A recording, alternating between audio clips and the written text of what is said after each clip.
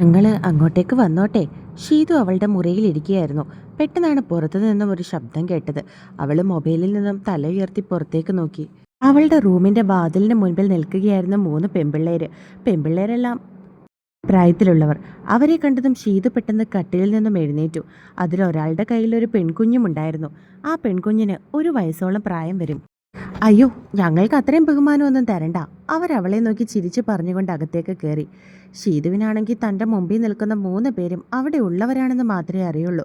അവരൊക്കെ ആരാണെന്നും അവരുടെയൊക്കെ പേരെന്താണെന്നും അവൾക്ക് അറിയില്ലായിരുന്നു. നന്ദ ഒന്ന് വന്നിരുന്നെങ്കിൽ ഷീതു മനസ്സിൽ ചിന്തിച്ചു. ഞങ്ങളെയൊക്കെ മനസ്സിലായോ ചേച്ചിക്ക്? അവരിലൊരാൾ അവളെ നോക്കി ചോദിച്ചു. എനിക്ക് എല്ലാവരും ഇവിടെ ചെറിയച്ചന്മാരുടെ മക്കളുടെ ഭാര്യമാരാണെന്ന് മാത്രമേ അറിയുള്ളൂ. നിങ്ങളുടെ പേരൊന്നും എനിക്ക് അറിയില്ല, ഷീതു അവരെ നോക്കി പറഞ്ഞു. അതിനല്ലേ ചേച്ചി ഞങ്ങൾ വന്നത്. ചേച്ചിക്ക് ഞങ്ങളെ ആരും അറിയില്ലെന്ന് ഞങ്ങൾക്ക് നന്നായിട്ട് അറിയാം. അതുകൊണ്ട് ചേച്ചിയെ പരിചയപ്പെടാൻ വേണ്ടിയിട്ടാണ് ഞങ്ങൾ വന്നത്. ചേച്ചി എന്ന് വിളിക്കുന്നതുകൊണ്ട് കുഴപ്പമില്ലല്ലോ അല്ലേ? പ്രായം വെച്ച് നോക്കുമ്പോൾ എന്തായാലും ചേച്ചി തന്നെയായിരിക്കും മൂത്തത്. ദേവച്ചൻ്റെ മോളല്ലേ? അതിൽ മറ്റൊരാൾ അവളെ നോക്കി പറഞ്ഞതും അവൾ പുഞ്ചിരിച്ചു. എൻ്റെ പേര് ആരുഷി. ഞാനിവിടെ ഗോവിന്ദനച്ചൻ്റെ മൂത്ത മകൻ്റെ ഭാര്യ. ഇത് ഞങ്ങളുടെ മോളാ. അവൾ കുഞ്ഞിനെ കാണിച്ചുകൊണ്ട് പറഞ്ഞു. മുത്തശ്ശി വന്നപ്പോൾ പരിചയപ്പെടുത്തിയിരുന്നു, പക്ഷെ ആരുടെ മരുമകളാണെന്നൊന്നും പറഞ്ഞിരുന്നില്ല. അവൾ തിരികെ മറുപടി പറഞ്ഞു. ഈ കുഞ്ഞാപ്പിയുടെ പേരെന്താ? അവൾ കുഞ്ഞിനെ ആരുഷിയുടെ കയ്യിൽ നിന്നും വാങ്ങിക്കൊണ്ട് ചോദിച്ചു. അഭിരാമി. ഞങ്ങളൊക്കെ അഭിയെന്ന് വിളിക്കും. ചേച്ചി വന്നപ്പോൾ ഇവളെ നല്ല ഉറക്കായിരുന്നു. ആരും അവളെ നോക്കി ചിരിച്ചുകൊണ്ട് പറഞ്ഞു. നന്ദ പറഞ്ഞിരുന്നു ഇവിടെ ഒരു കുഞ്ഞുണ്ടെന്ന്. അല്ല, അവളെവിടെ? കാവിൽ പോയിട്ട് വന്നിട്ട് അവളെ പിന്നെ ഇങ്ങോട്ട് കണ്ടില്ല, അവൾ സംശയത്തോട് ചോദിച്ചു. അവൾ പഠിക്കാൻ പോയി കാണും. പഠിക്കാൻ പോയാൽ പിന്നെ 9 മണി കഴിഞ്ഞിട്ട് തിരികെ ഇറങ്ങി വരുള്ളൂ. അവൾക്ക് പഠിത്തം വിട്ട് ഒരു കളിയില്ല. കോളേജിലെ ടോപ്പറാ. ആർഷിയുടെ കൂടെ വന്ന പെൺകുട്ടി അവളെ നോക്കി പറഞ്ഞു. അയ്യോ, ഞാൻ എന്നെ തന്നെ പരിചയപ്പെടുത്താൻ മറന്നുപോയി. എൻ്റെ പേര് ആര്യ, ഗോവിന്ദൻ അച്ഛൻ്റെ 2ാമത്തെ മകൻ്റെ ഭാര്യ. അവൾ സ്വയം അവളെ തന്നെ പരിചയപ്പെടുത്തി. നിങ്ങൾ രണ്ടുപേരും പരിചയപ്പെടുത്തി കഴിഞ്ഞല്ലോ, ഇനി ഞാൻ വിശദമായിട്ടൊന്ന് പരിചയപ്പെടുത്താം. എൻ്റെ പേര് വീണ. ഞാനിവിടുത്തെ വാസുദേവൻ അച്ഛൻ്റെ മകൻ്റെ ഭാര്യ. ഞാനാണ് ഇവിടുത്തെ ഏറ്റവും ഇളയത്. അവൾ എല്ലാവരെയും ഒന്ന് നോക്കിയതിനു ശേഷം ഷീതുവിൻ്റെ മുഖത്തേക്ക് നോക്കി പറഞ്ഞു. അതിന് നീയാണോ ഇളയതെന്ന് ഇവിടെ ചേച്ചിയൊന്നും ചോദിച്ചില്ലല്ലോ. അല്ല, നീ എങ്ങനെ ഇളയതാവുന്നേ? ഇവിടെ ഏറ്റവും ഇളയത് നന്ദയാണ്. ആര്യ അവളെ നോക്കി മറുപടി പറഞ്ഞു. ഞാൻ ഉദ്ദേശിച്ചത് ഈ വീട്ടിൽ വന്നു കയറിയത് ഇളയത് ഞാനാണെന്നാ. വീണ അവരെ നോക്കി വീണ്ടും പറഞ്ഞു. ഇനി അതിനെല്ലാവരും കൂടി വഴക്കുണ്ടാക്കണ്ട. അല്ല, നിങ്ങളെല്ലാവരും വീട്ടിൽ തന്നെയാണോ? അതോ ജോലിയോ പഠിത്തോ അങ്ങനെ എന്തെങ്കിലും ഉണ്ടോ? ഷിത സംശയത്തോടെ അവരെ നോക്കി ചോദിച്ചു. ഞാൻ PhD പഠിക്കോ ചേച്ചി? ആര്യ അവളെ നോക്കി മറുപടി പറഞ്ഞു. ഞാൻ PhD ചെയ്യുക, ആരുഷി പറഞ്ഞു. ഞാൻ PGക്ക് അടുത്ത വർഷം ചേരാനിരിക്കോ ചേച്ചി? ഡിഗ്രി കഴിഞ്ഞപ്പോഴേ എന്നെ എൻ്റെ വീട്ടുകാർ ഇവിടെ കെട്ടിച്ചു വിട്ടു. ഇനിയിപ്പോൾ അടുത്ത വർഷം PGക്ക് ചേർക്കാമെന്ന് ഏട്ടൻ പറഞ്ഞിട്ടുണ്ട്. വീണ അവളെ നോക്കി മറുപടി പറഞ്ഞു. വേണം, പഠിക്കണം, പഠിച്ച് ജോലി വാങ്ങണം. വീട്ടിൽ തന്നെ ഇരുന്ന് പോകരുത്, ഷീതു അവരെ നോക്കി പറഞ്ഞതും അവരും അത് ശരിയാണെന്നുള്ള അർത്ഥത്തിൽ തലയാട്ടി. കുറച്ച് നിമിഷങ്ങൾ കൊണ്ട് തന്നെ അവർ 4 പേരും തമ്മിൽ നല്ലൊരു സൗഹൃദ ബന്ധം ഉടലെടുത്തിരുന്നു.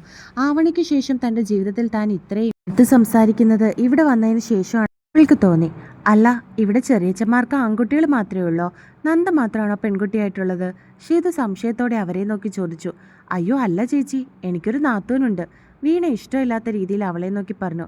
എൻ്റെ ഏട്ടന് മൂത്തതൊരു ചേച്ചിയാ, സനൂഷ. എൻ്റെ അമ്മോ, അതിനെപ്പറ്റിയൊന്നും പറയാതിരിക്കുന്നേ ചേച്ചി നല്ലത്. വീണ എന്തോ ഓർത്തതുപോലെ അവളോട് പറഞ്ഞു. അത് കേട്ടതും എന്താണെന്നുള്ള സംശയത്തിൽ ഷീതു അവരെ നോക്കി. ഇത്രയും വർക്കത്ത് കിട്ടൊരു സാധനം ഈ കുടുംബത്തിൽ വേറെ ഉണ്ടാവില്ല ചേച്ചി. ഞങ്ങളുടെ അമ്മായിമ്മമാർ പോലും എന്തൊരു പാവമാണെന്നറിയോ? ആ അമ്മയുടെ വയറ്റിൽ എങ്ങനെയാണ് ഇതുപോലൊരു പെണ്ണ് ജനിച്ചതെന്നാണ് ഞങ്ങൾക്കറിയാത്തത്. ഞങ്ങളുടെ നന്ദമോള് പോലും എന്ത് പാവമാണെന്നറിയോ? ഞങ്ങൾ 3 പേരും എന്ന് വെച്ചാൽ അവൾക്ക് ജീവനാ. അവളുടെ സ്വന്തം ചേച്ചിമാരെ പോലെയാണ് ഞങ്ങളോട് അവൾ നിൽക്കുന്നത്. എന്നാൽ ഈ സനൂഷ എന്ന് പറയുന്ന സാധനം ഉണ്ടല്ലോ, ഒരു ഊഷയാണ്. പിശുക്കെന്ന് വെച്ചാൽ അതിലപ്പുറം പിശുക്ക്. അത് മാത്രമാണോ? പണമാണെങ്കിലും ആഹാരമാണെങ്കിലും എന്തൊരു സാധനമാണെങ്കിലും അങ്ങോട്ട് മാത്രം എന്നുള്ള ചിന്തയെ അവർക്ക് എങ്ങനെയെങ്കിലും അവരുടെ മക്കളെയും അവരുടെ ഭർത്താവിനെയും പോഷിപ്പിക്കണം. ഇവിടെ വന്നു കഴിഞ്ഞാൽ ഏട്ടൻ്റെയൊക്കെ കയ്യിൽ നിന്ന് എന്തുമാത്രം പണമാണെന്നറിയാം അടിച്ചു മാറ്റിക്കൊണ്ട് പോന്നേ. ഞങ്ങൾക്കാർക്കും കണ്ണെടുത്ത കണ്ടൂടാ സാധനത്തിനെ. നന്ദയ്ക്ക് പിന്നെ ഒട്ടും കണ്ടൂടാ. വീണ അവളെ നോക്കി പറഞ്ഞു. അതുമാത്രമാണോ ചേച്ചി? കുശുമ്പ് അസൂയ അങ്ങ് അച്ഛ അവർക്ക്. അവരല്ലാതെ വേറെ ആരും നന്നാവുന്ന അവർക്ക് ഇഷ്ടമല്ല, ആരുഷിയും അവളെ നോക്കി പറഞ്ഞു. എന്നിട്ട് അവരെ ഇവിടെയെങ്ങും കണ്ടില്ലല്ലോ. അവർ ഇവിടെയല്ലേ? ഷീതു സംശയത്തോടെ അവരെ നോക്കി ചോദിച്ചു. നാളെയല്ലേ ഉത്സവം തുടങ്ങുന്നേ? നാളെ രാവിലെ തന്നെ ഭർത്താവിനെയും മക്കളെയും പൊക്കിയെടുത്തോണ്ട് ഇങ്ങോട്ടേക്ക് വരും. പിന്നെ ഒരു 9 ദിവസം ഇവിടെ തന്നെയായിരിക്കും തീറ്റയും ഉറക്കവും എല്ലാം. വന്നോട്ടെ, അതിന് നമുക്ക് പ്രശ്നമൊന്നുമില്ല. ഇത് അവരുടെയും കൂടി വീടാ.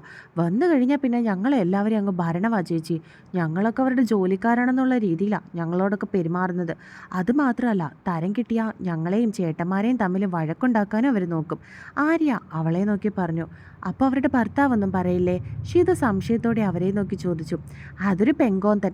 നമ്മളെയൊക്കെ കാണുമ്പോൾ ഒരുമാതിരി തുപ്പലൊലിപ്പിച്ചുകൊണ്ടിരിക്കും. സ്വന്തമായിട്ടൊരു പ്രോപ്പർട്ടി ഉണ്ടായാലും അന്യൻ്റെ പ്രോപ്പർട്ടിയിലാണ് കണ്ണുവെക്കല അയാളുടെ മെയിൻ പരിപാടി.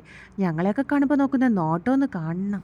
ഇനിയിപ്പോൾ നാളെ വരുമ്പോൾ ചേച്ചിയെ കണ്ട ഇനി ചേച്ചിയുടെ പുറകിൽ നിന്ന് മാറില്ല. എന്തേലും ഒക്കെ പറഞ്ഞ് ചേച്ചിയോട് അടുക്കാനും സംസാരിക്കാനും ഒക്കെ വരും. അതുകൊണ്ട് ചേച്ചി ഒന്ന് സൂക്ഷിക്കണം. വീണ താക്കിയതുപോലെ അവളോട് പറഞ്ഞു. ഏതെങ്കിലും ഭാര്യയും ഭർത്താവും തമ്മിൽ സ്നേഹത്തോടൊന്ന് ഇരിക്കുന്നത് കാണുമ്പോൾ അവർക്ക് കുശുമ്പിളകും. പിന്നെ എങ്ങനെയെങ്കിലും അവരെ തമ്മിൽ തെറ്റിക്കണമെന്ന് മാത്രം അവരുടെ ചിന്ത. ആരുഷി അവളോട് പറഞ്ഞു. അതെ, എനിക്കങ്ങോട്ടേക്ക് വരാവോ? പെട്ടെന്നാണ് വാതിലിൻ്റെ പുറത്തു നിന്ന് മറ്റൊരു ശബ്ദം കേട്ടത്. അത് കേട്ടതും എല്ലാവരും തിരിഞ്ഞു നോക്കി. അവർ നോക്കിയപ്പോൾ നന്ദയാണ്. ആഹാ, നിന്റെ കുറ്റം പറഞ്ഞുകൊണ്ടിരിക്കുകയായിരുന്നു ഞങ്ങള്. ഇനിയിപ്പോൾ നമുക്ക് നാളെ അവസരം കിട്ടുമ്പോൾ പറയാം ചേച്ചി. അവളെ ഒന്ന് പാളി നോക്കിയതിന് ശേഷം ആരുഷി ഷീതുവിനെ നോക്കി പറഞ്ഞു. അത് കേട്ടതും നന്ദ മുഖം വീർപ്പിച്ചു വെച്ചുകൊണ്ട് അകത്തേക്ക് കയറി. കടന്നലി കുത്തിയതുപോലെ പെണ്ണിന്റെ മുഖം വീർത്തത് കണ്ടില്ലേ? വീണ അവളുടെ കവളിലൊന്ന് പിടിച്ചു വലിച്ചുകൊണ്ട് പറഞ്ഞതും അവൾ അത് ഇഷ്ടമില്ലാത്തതുപോലെ കൈ തട്ടി മാറ്റി. ഓഹോ, നമ്മുടെ നന്ദക്കൊച്ചിന് ദേഷ്യമൊക്കെ വരുന്നുണ്ട്. ആര്യ അവളെ കളിയാക്കിക്കൊണ്ട് പറഞ്ഞു. എന്നാലും ഞാൻ ഇല്ലാത്തപ്പോൾ നിങ്ങളെൻ്റെ കുറ്റം പറഞ്ഞുകൊണ്ടിരിക്കുകയല്ലായിരുന്നോ? അവൾ പരിഭവത്തോടെ അവരെ നോക്കി. എടി ബുദ്ധൂസേ, നിന്നെ പറ്റിയാണ് ഞങ്ങൾ കുറ്റം പറഞ്ഞെങ്കിൽ നീ വരുമ്പോൾ അത് നിന്നോട് തന്നെ ഓപ്പണായിട്ട് ഞങ്ങൾ പറയുവോടി. അത് മാത്രമാണോ നിന്നെപ്പറ്റി ഞങ്ങൾ കുറ്റം പറയുമെന്ന് നിനക്ക് തോന്നുന്നുണ്ടോ? അതിന് മാത്രം കുറ്റം നിനക്കുണ്ടോ? വീണ അവളുടെ തോളിൽ കൂടി കൈയിട്ടുകൊണ്ട് ചോദിച്ചു. അല്ലെങ്കിലും എൻ്റെ ഏട്ടത്തിമാർ എന്നെപ്പറ്റി കുറ്റം പറയില്ല എന്ന് എനിക്ക് നന്നായിട്ട് അറിയാം. അവൾ അത് കേട്ട് ചിരിച്ചു. ഊവ്, കുശുമ്പ് ഞങ്ങൾ കണ്ടായിരുന്നു. ആരുഷി അവളെ കളിയാക്കിക്കൊണ്ട് പറഞ്ഞു. ഇത് സനൂഷ് ചേച്ചിയുടെ കാര്യം പറഞ്ഞുകൊണ്ടിരിക്കുകയായിരുന്നു ഞങ്ങൾ. ചേച്ചിക്കൊരു വാണിംഗ് കൊടുക്കണ്ടേ അവരുടെ ഫാമിലിയെ പറ്റിയൊക്കെ? ആര്യ അവളെ നോക്കി പറഞ്ഞു. അയ്യോ, പറഞ്ഞതുപോലെ നാളെ പണ്ടാരം ഇങ്ങോട്ട് കെട്ടിയെടുക്കുമല്ലോ. എൻ്റെ പുതിയ ഡ്രസ്സൊക്കെ അലമാരിയിൽ നിന്ന് മാറ്റണം. ചേച്ചിമാരുടെ ഉത്സവത്തിന് എടുത്ത ഡ്രസ്സൊക്കെ അലമാരിയിൽ നിന്ന് മാറ്റി വെക്കണേ. എല്ലാം എടുത്ത് എവിടെയെങ്കിലും പാത്തു വെച്ചേരെ. ഇഷ്ടം പോലെ ഉണ്ടായാലും മറ്റുള്ളവരുടെ കാണുമ്പോൾ കണ്ണുകടിയാണ് പെണ്ണുപിള്ളയ്ക്ക്. അവൾ എന്തോ ഓർത്തതുപോലെ അവരെ 3 പേരെയും നോക്കി പറഞ്ഞു. നിങ്ങൾ ഉത്സവത്തിന് വേണ്ടി പ്രത്യേകം ഡ്രസ്സൊക്കെ എടുത്തിട്ടുണ്ടോ? അത് കേട്ടതും ഷീതു സംശയത്തോടെ അവരെ നോക്കി ചോദിച്ചു. ഞങ്ങൾ സ്ഥിരം എടുക്കാറുള്ളതാ ചേച്ചി. അമ്പലത്തിൽ ഉത്സവം വരുമ്പോൾ ഞങ്ങൾ എല്ലാവരും കൂടി ചേർന്ന് കടയിൽ പോയി ഒരുപോലത്തുള്ള ഡ്രസ്സൊക്കെ വാങ്ങി തയ്പ്പിക്കും. കൂടുതലും ഞങ്ങൾ ധാവണിയായിരിക്കും. ഇത്തവണയും ധാവണി തന്നെയാണ് എടുത്ത് തയ്പ്പിച്ചിരിക്കുന്നത്. ആദ്യമൊക്കെ ഞങ്ങളെ കൂട്ടത്തിൽ സനൂഷ് ചേച്ചി കൂട്ടുമായിരുന്നു. ഒരുപോലുള്ള ഡ്രസ്സൊക്കെ എടുക്കുമായിരുന്നു. പിന്നെ ഞങ്ങൾ തന്നെയാണ് നിർത്തിയത്. പെണ്ണുപിള്ള ഡ്രസ്സ് എടുക്കാനൊന്നും ഞങ്ങളുടെ കൂടെ വരില്ല. ഞങ്ങൾ പോകുമ്പോൾ അവർക്കും കൂടിയുള്ളത് എടുക്കാൻ പറയും. ഞങ്ങൾ എടുത്തുകൊണ്ട് വന്നാൽ അതിൻ്റെ പൈസ തിരികെയില്ല. പൈസ തരുന്നത് പോട്ടേന്ന് വിചാരിക്കാം. വന്നിരുന്ന് 100 കുറ്റം ആ ഡ്രസ്സിൽ കണ്ടുപിടിക്കും. അതൊക്കെ കണ്ടും കേട്ടും അടുത്തത് കൊണ്ട് ഇപ്പം കുറേ നാളായിട്ട് ഞങ്ങൾ ഡ്രസ്സ് എടുക്കാൻ പോകുന്നതൊന്നും പറയാറുമില്ല, വിളിക്കാറുമില്ല, അവർക്ക് എടുക്കാറുമില്ല. പുള്ളിക്കാരിക്ക് അറിയാം എന്തുകൊണ്ടാണ് ഞങ്ങളത് ചെയ്യാത്തതെന്ന്. അതുകൊണ്ട് തന്നെ ഞങ്ങളോട് ചോദിക്കാനും വരാറില്ല. നന്ദ അവളെ നോക്കി പറഞ്ഞു. നിങ്ങളുടെ കൂടെ കൂടാൻ എനിക്കില്ലല്ലോ ധാവണി. വിഷമത്തോടെ അവരെ നോക്കി ഷീതു പറഞ്ഞു. ചേച്ചി ധാവണി ഉടുക്കുവോ? നന്ദ സംശയത്തോടെ അവളെ നോക്കി ചോദിച്ചു. അതിനെന്താ, ഞാൻ ധാവണി ഉടുക്കുന്നതിന് പണ്ട് ഞാൻ ഉടുക്കുമായിരുന്നു. കുറേ നാളായി. അവൾ തിരികെ മറുപടി പറഞ്ഞു.